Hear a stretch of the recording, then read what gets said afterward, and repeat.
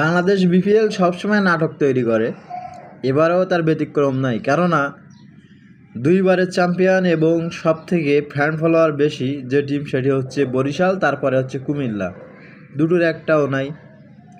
এরপরে মধ্যমপন্থীর দল খুলনা, এটা নাই। তো যে সমস্ত বিভাগের মোটেও দল নাই, আবার এক বিভাগে দুইটা দল আছে, এগুলো করে কী লাভ? প্রত্যেকটা বিভাগ থেকে কম হোক ভালো হোক খারাপ হোক, প্রত্যেকটা বিভাগ থেকে কমপক্ষে একটি দল থাকা উচিত। বিপিএল মানে প্রিমিয়ার লিগ মানে কি? সব অঞ্চলের প্লেয়ার নিয়ে একটা দেশের ঘরোয়া লিগ, তাই তো? তা আমাদের দেশে বিপিএল হয় নাটক করার জন্য। বাংলাদেশের সিনেমা তো এখন চলে না, তাই সিনেমার দায়িত্ব বিপিএল নিয়ে নিছে।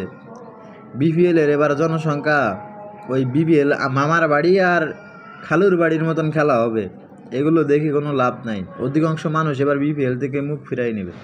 ধন্যবাদ।